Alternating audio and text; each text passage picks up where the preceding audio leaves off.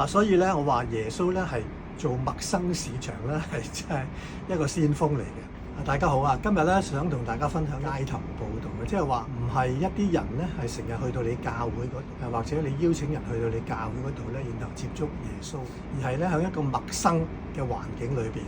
嗱，喺銷售嘅過程裏邊咧，我哋叫呢個或者陌生認識。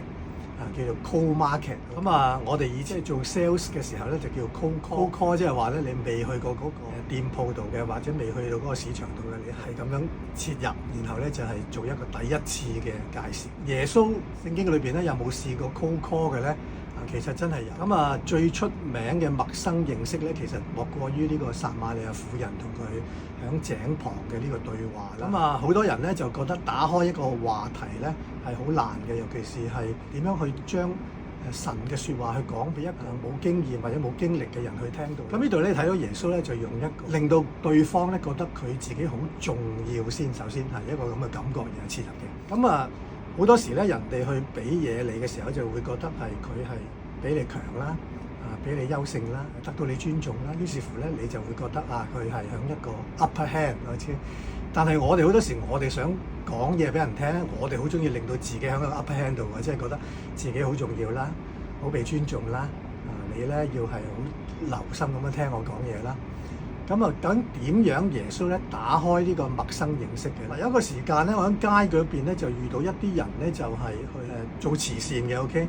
咁佢咧就唔係直接就嗌我捐錢嘅，佢咧就走埋又嗌我你攞支筆又畫一啲圖畫啊，畫一啲嘢啊，幫下啲小朋友啊，諸如此類啊。總之佢要你做一個動作，個目的咧就係想你覺得係幫下人。咁通常人哋都會做嘅，OK，咪幫下你咯，即係你要嗌我幫你啊嘛，舉手之勞咁我幫你。咁於是乎咧，佢咧就切入咗呢樣嘢。我覺得佢呢個咁嘅切入咧，真係好似喺聖經裏邊攞咗旗嘅。咁耶穌係點樣？係問呢個撒瑪利亞婦人攞水。咁耶穌本身都係口渴嘅，當時有呢個需要。呢個撒瑪利亞婦人咧就當堂成個人咧就係高漲咗，因為點解？因為佢係一個猶太人去問一個撒瑪利亞人去求幫助。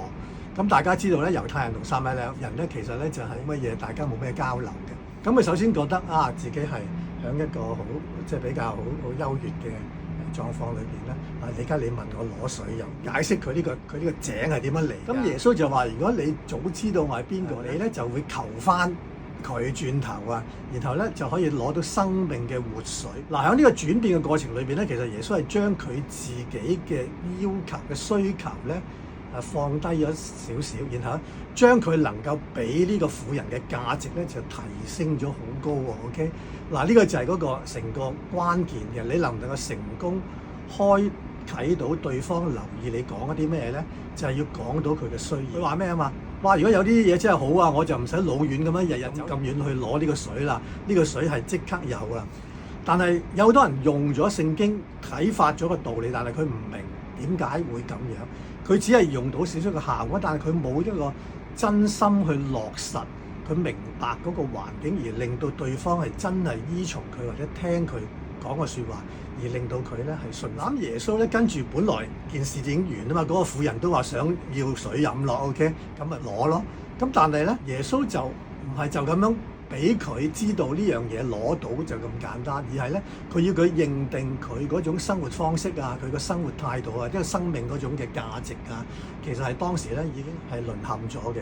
例如耶穌指出咧，佢已經有5個丈夫啦 ，OK， 而家有嘅唔係丈夫啦，因為佢話咩？叫埋個丈夫一齊嚟攞呢個活水啊嘛。咁呢個婦人就好坦白話：我冇丈夫嘅咁樣。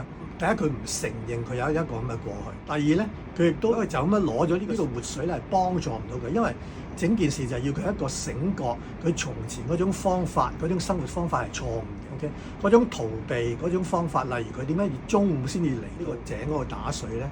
原因因為佢避開朝頭早一班人去到個井面前咧，係講論佢。於是乎佢已經係慢慢其實由佢嗰種嘅脫離群眾嗰種嘅生活方式咧，已經去到好孤獨、好孤立㗎啦。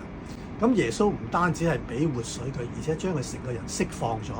釋放咗之後佢點啊？佢直情係唔單止攞到耶穌賜俾佢嘅生命啦，而係佢好主動嘅走到去村嗰度去將佢自己嘅事從前咧係話晒俾啲村民聽，因此得到最大嘅釋放。總結咧，其實陌生認識咧，其實係好有效能嘅喎。對於我哋職場可以傳福音咧，其實好有幫助。或者我哋講即時嘅報導咧，就係話你可以睇下周圍嘅陌生人，其實日日都你都見好多嘅，就係用一個咁嘅方式去打開嗰個話題。咁然後咧，你就可以傳到福音。嗱，我以前都試過做過半年街頭報導嘅，我覺得其實好可佩嘅，即係嗰啲人做街頭報導，因為啲人即係根本唔理你啊，唔睬你啊，拒絕你啊咁樣啦。多作一啲嘅譬如同新嘅朋友啊，咁你去做呢樣嘢啊，其實反而係更有效能，係將個福音咧係原汁原味咁樣去傳出去啦。嗱，所以咧，我話耶穌咧係做陌生市場咧，係真係一個先鋒嚟。你留意到佢每次咧，佢都唔係話貶低人、撳低人嗰個境況，然後咧就要有好多説話要講俾你聽咁樣嘅。佢通常都係用一種咩咧，去憐憫人啊、關心人啊，令到嗰個人覺得好重要啊，佢嘅康復係好重要啊，佢嘅得到釋放係好重要啊，係佢嘅需要係好重要啊。咁而令到佢咧係好似被需要嗰種嘅感覺嚇，然後咧扭轉嗰個情況，令到嗰個人覺得好需要上帝啊，好需要福音啊，好需要醫治啊，係咁樣嘅。你留意下，真係咁樣嘅。